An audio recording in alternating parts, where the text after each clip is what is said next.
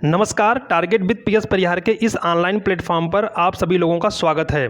उम्मीद करता हूं कि आप लोग अपनी परीक्षाओं की तैयारी बेहतर ढंग से कर रहे होंगे। अब परीक्षाओं का दौर शुरू होने वाला है और आगामी लगभग सभी परीक्षाओं में सामान्य अध्ययन की एक महत्वपूर्ण भूमिका है और प्रारंभिक परीक्षा के सामान्य अध्ययन में भी मुख्य रूप से करंट अफेयर्स की एक महत्वपूर्ण भूमिका होती है। करंट अफेयर्स की इस महत्वपूर्ण भूमिका को देखते हुए आज हम लोग इस वीडियो में जनवरी माह के 30 महत्वपूर्ण प्रश्नों को देखेंगे जो आपकी आगामी सभी परीक्षाओं के लिए बेहद ही महत्वपूर्ण होगा। तो चलिए शुरू करते हैं आज के इस महत्वपूर्ण वीडियो को। आज का पहला प्रश्न है, 23 जनवरी 2021 को भारत सरकार ने किस महान स्वतंत्रता सेनानी के जन्मदिन को पराक्रम दिवस के रूप में मनाने की घोषणा की? ऑप्शन दिया गया है सुभाष चंद्र बोस, बाल गंगाधर तिलक, अरबिंदो घोष या फिर लाला लाजपत राय। तो इसका राइट आंसर क्या हो जाएगा? इसका राइट आंसर हो जाएगा ऑप्शन ए, सुभाष चंद्र बोस। देखिए, भारत सरकार ने प्रतिवर्ष 23 जनवरी को पराक्रम दिवस मनाने का निर्णय लिया है। इसके अलावा भारतीय रेलवे ने भी नेताजी सुभाष चंद्र बोस को श्रद्धांजलि देते हुए हावड़ा कालका मेल का नाम परिवर्तित कर नेताजी एक्सप्रेस कर दिया है। प्रश्न संख्या 2 देखते हैं हम लोग। प्रश्न संख्या 2 में पूछा गया है, गणतंत्र दिवस परेड 2021 में किस राज्य की झांकी को प्रथम पुरस्कार दिया गया? ऑप्शन दिया गया है केरल, उत्तर प्रदेश, महाराष्ट्र और असम। तो इसका राइट आंसर क्या होगा? इसका राइट आंसर होगा ऑप्शन बी, उत्तर प्रदेश। देखिए, इस वर्ष गणतंत्र दिवस परेड में हिस्सा लेने वाली उत्तर प्रदेश की झांकी ने सर्वश्रेष्ठ झांकी का पुरस्कार जीता। अगर हम लोग बात करें उत्तर प्रदेश की झांकी के विषय का, तो इस वर्ष उत्तर प्रदेश की झांकी का विषय था अयोध्या, उत्तर प्रदेश की सांस्कृतिक विरासत।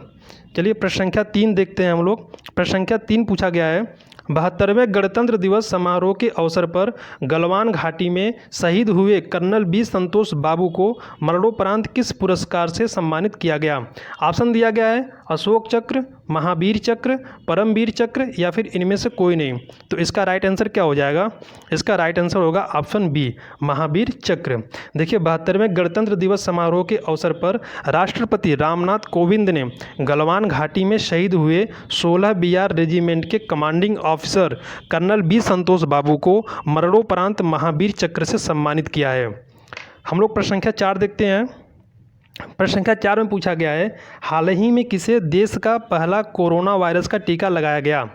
ऑप्शन दिया गया है नरेंद्र मोदी, मनीष कुमार, राजीव कुमार या फिर शक्तिकांत दास। तो इसका राइट आंसर क्या होगा? इसका राइट आंसर होगा ऑप्शन बी, मनीष कुमार। देखिए, कोरोना वायरस टीका का प्रथम चरण 16 जनवरी से प्रारंभ हुआ था। इसमें सबसे पहले नई दिल्ली स्थित अखिल भारतीय आयुर्विज्ञान संस्थान एम्स में सफाई कर्मी मनीष कुमार को कोविड-19 वैक्सीन देकर की गई थी। प्रश्न संख्या हम लोग 5 देखते हैं। प्रश्न संख्या 5 में पूछा गया है, हाल ही में किसे नेल्सन मंडेला विश्व मानवतावादी पुरस्कार से सम्मानित किया गया? ऑप्शन दिया गया है रवि गायकवाड़, सोनू सूद, कैलाश सत्यार्थी या फिर अक्षय कुमार। तो इसका राइट आंसर क्या होगा? इसका राइट आंसर होगा ऑप्शन ए, रवि गायकवाड़। चलिए प्रश्न संख्या 6 देखते हैं हम लोग।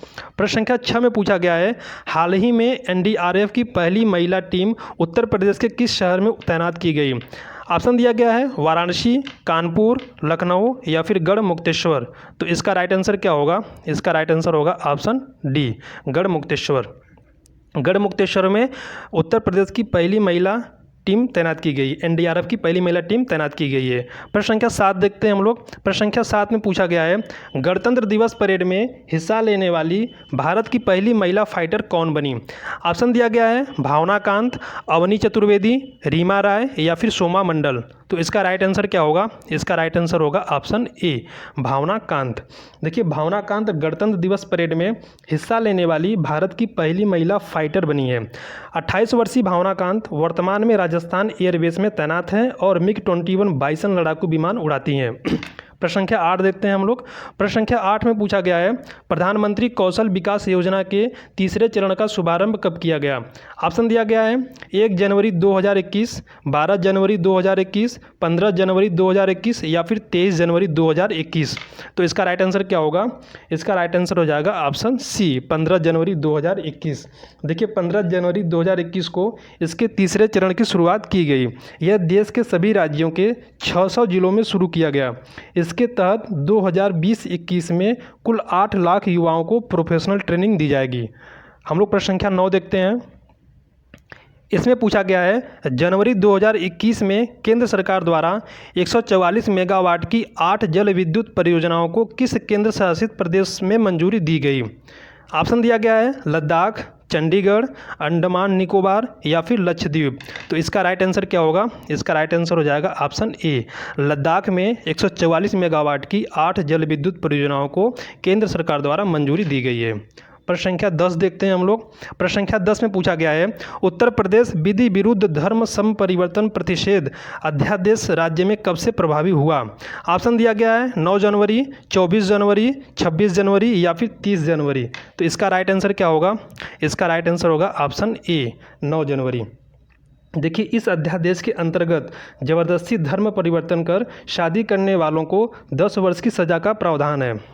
प्रश्न संख्या 11 देखते हैं हम लोग। प्रश्न संख्या 11 में पूछा गया है तेलंगाना उच्च न्यायालय की प्रथम महिला मुख्य न्यायाधीश के रूप में किसे नियुक्त किया गया। ऑप्शन दिया गया है इंदिरा बनर्जी, हिमा कोहली, अरुणिमा सिन्हा या फिर सोमा मंडल। तो इसका राइट आंसर क्या होगा? इसका राइट आंसर हो जाएगा हिमा कोहली। हिमा कोहली तेलंगाना उच्च न्यायालय की प्रथम महिला मुख्य न्यायाधीश के रूप में नियुक्त हुई है। चलिए प्रश्न संख्या 12 देखते हैं हम लोग। प्रश्न संख्या 12 में पूछा गया है नीति आयोग द्वारा जारी भारत नवाचार सूचकांक 2020 में बड़े राज्यों में से किसे शीर्ष स्थान प्रदान किया गया। ऑप्शन दिया गया है उत्तर प्रदेश, कर्नाटक, गुजरात या फिर महाराष्ट्र। तो इसका राइट आंसर क्या होगा? इसका राइट आंसर होगा ऑप्शन बी, कर्नाटक। देखिए, नीति आयोग ने 20 जनवरी 2021 को भारत नवाचार सूचकांक 2020 जारी किया। इस सूचकांक में प्रमुख राज्यों की श्रेणी में कर्नाटक ने शीर्ष स्थान प्राप्त किया, जबकि पहाड़ी या पूर्वोत्तर राज्यों की श्रेणी में हिमाचल प्रदेश शीर्ष स्थान पर रहा। हम लोग प्रश्न संख्या 13 देखते हैं। इसमें पूछा है प्रधानमंत्री नरेंद्र मोदी ने 5 जनवरी 2021 को कोच्चि मंगलुरु प्राकृतिक गैस पाइपलाइन राष्ट्र को समर्पित किया। इसकी कुल लंबाई कितनी है? ऑप्शन दिया गया है 500 किलोमीटर, 450 किलोमीटर, 400 किलोमीटर या फिर 350 किलोमीटर। तो इसका राइट आंसर क्या हो जाएगा? इसका राइट आंसर होगा ऑप्शन बी, 450 किलोमीटर। देखिए, 450 किलोमीटर लंबी इस पाइपलाइन को GAIL gas authority of India limited द्वारा बनाया गया है। अगला प्रश्न देखते हैं हम लोग। अगले प्रश्न में पूछा गया है भ्रष्टाचार बोध सूचकांक 2021 में भारत का कौन सा स्थान रहा। ऑप्शन दिया गया है 85वां, 86वां, 27वां या फिर 88वां। इसका राइट आंसर क्या होगा? इसका राइट आंसर हो जाएगा ऑप्शन बी, 86वां। देखिए, अगर हम लोग बात करें तो 28 जनवरी 2021 को ट्रांसपेरेंसी इंटरनेशनल द्वारा भ्रष्टाचार बोध सूचकांक 2020 जारी किया गया। इसमें भारत को 86वां स्थान, जबकि न्यूजीलैंड और डेनमार्क संयुक्त रूप से शीर्ष स्थान पर रहे।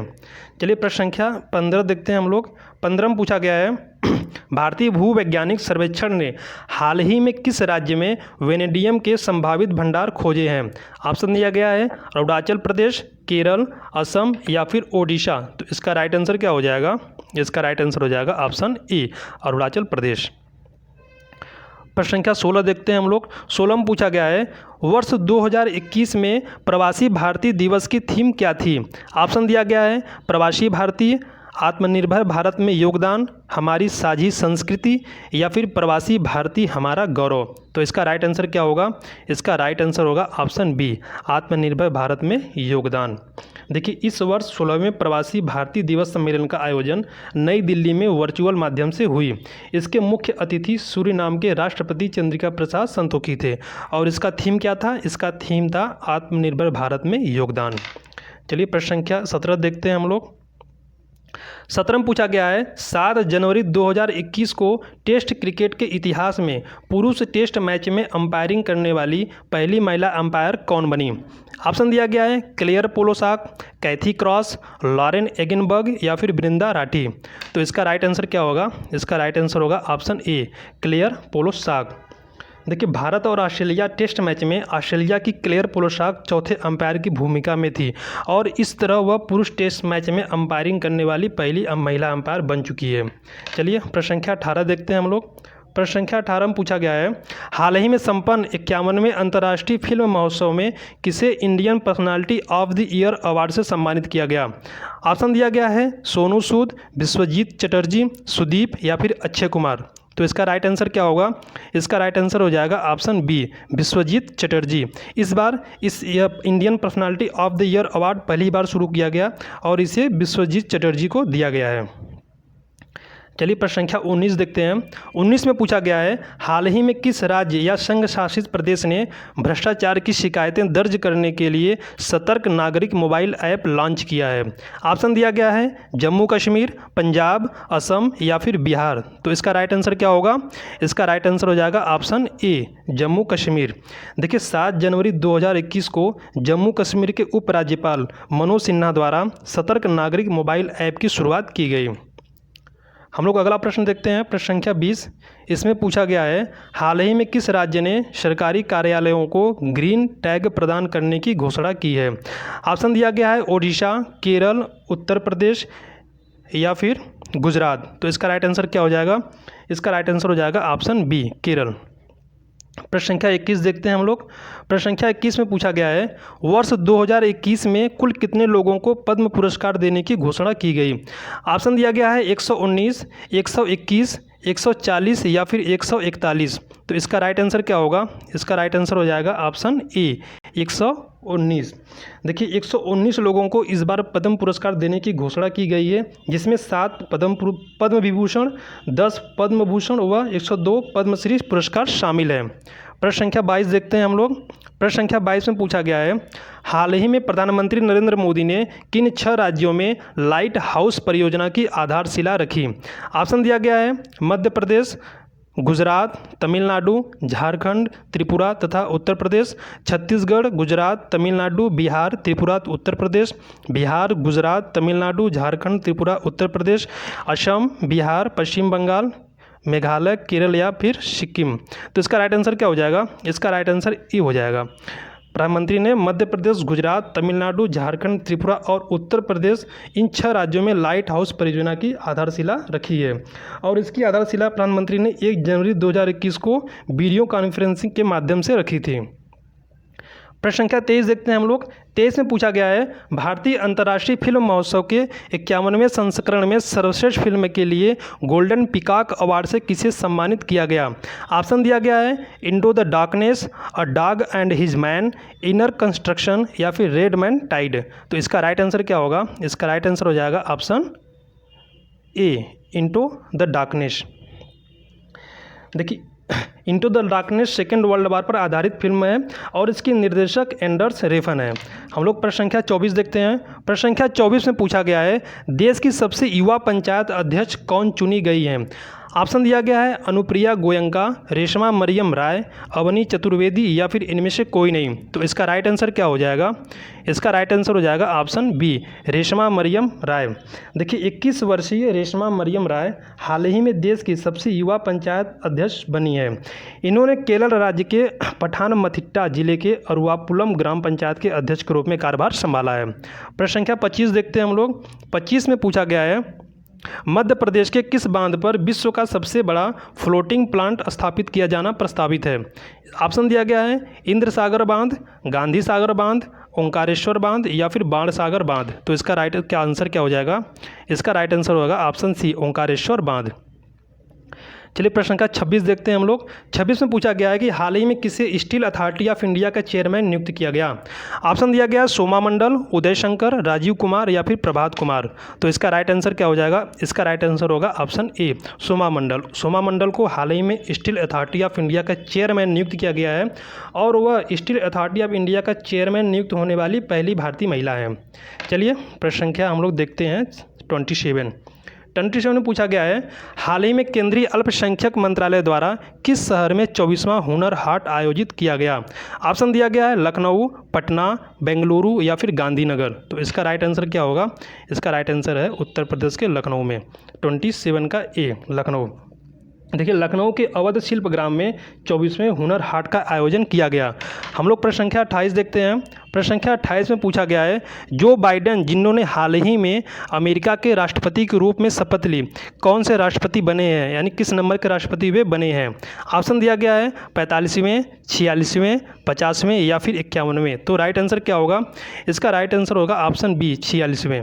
चलिए अगला प्रश्न देखते हैं हम लोग। अगले प्रश्न में पूछा गया है, जनवरी 2021 में किस देश ने ओपन स्काई ट्रीटी से बाहर आने की घोषणा की?